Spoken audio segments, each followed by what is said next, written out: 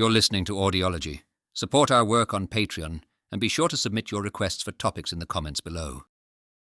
On July 14, 1789, when the Bastille prison fell, it wasn't just Paris that erupted, but the fury quickly spread into the countryside too.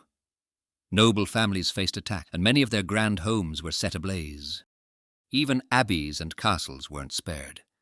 This period, known as La Grande Peur, or the Great Fear, was filled with social panic and worry about who would be targeted next. Interestingly, the chaos wasn't always stirred up by the homeless or desperately hungry farmers, but often by settled folks in the countryside who saw a chance to push their own interests forward. The upheaval really showed how shaky the French government was, revealing a deep-seated lack of control at its core. The extended period of rioting and violence created a widespread fear that things could spiral out of control, and that's exactly what happened. It was an unprecedented moment of turmoil for France.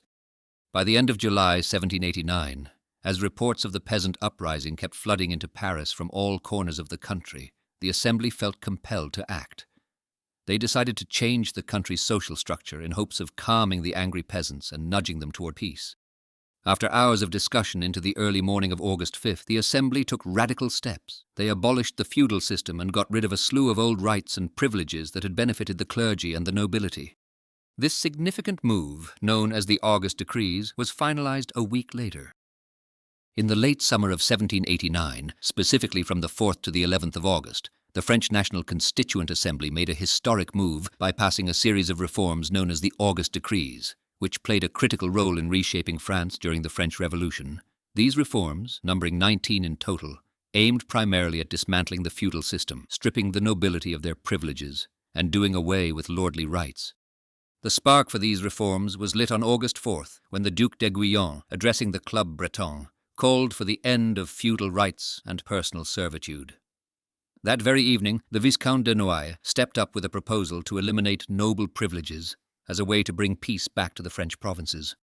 Initially, members of the clergy or the First Estate were hesitant to embrace these radical proposals, yet figures like Anne-Louise Henri de la Fare, then Bishop of Nancy, and the Bishop of Chartres eventually joined in, giving up their titles in a display of patriotic unity.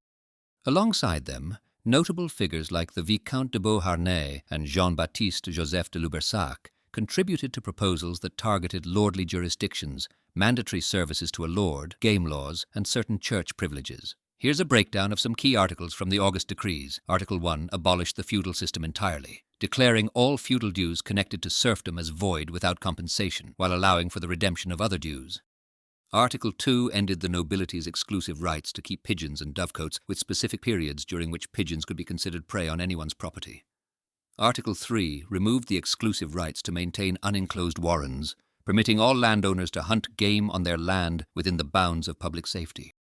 Article 4 saw the suppression of manorial courts, yet allowed judges and justices to remain in their roles temporarily. Article 5 abolished tithes and other similar charges, outlining a plan to support religious and charitable institutions, repairs of churches, and the welfare of clergy through other means until a new system was established.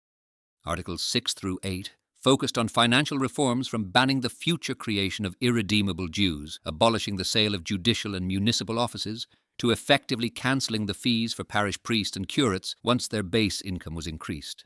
Article 9 and those following addressed equality in the face of the law and taxes, as well as eligibility for all citizens, regardless of class or birth, to civil and military offices.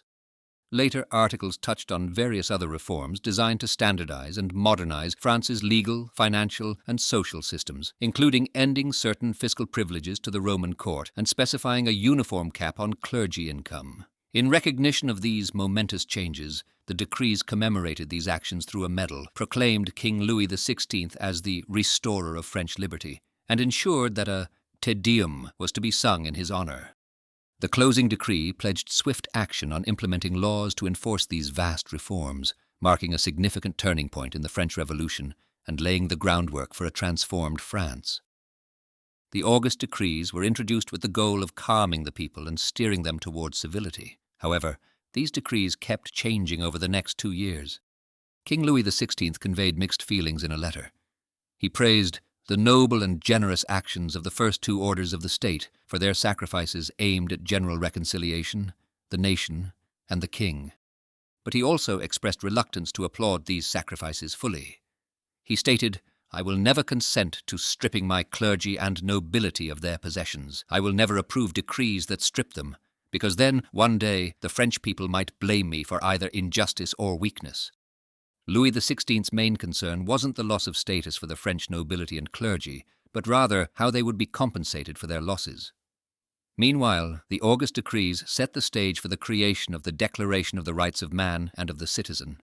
Initially, peasants were expected to buy their way out of feudal dues, which impacted over a quarter of France's farmland and were vital to the income of large landowners. By 1793, most peasants refused to pay these dues, which ultimately led to their cancellation. As a result, peasants gained their land free of charge and no longer had to pay tithes to the church. DMG.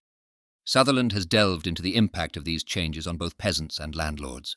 While peasants were freed from paying church tithes, landowners compensated by increasing rents to match the previous tithes. Then the national government counteracted this gain by increasing land taxes on the owners. Sutherland concluded that peasants essentially paid twice through higher rents and increased taxes, even though many sought to avoid these extra costs.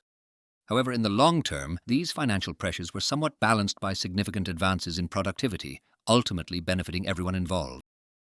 Thanks for watching. Share your thoughts in the comments and subscribe for more content.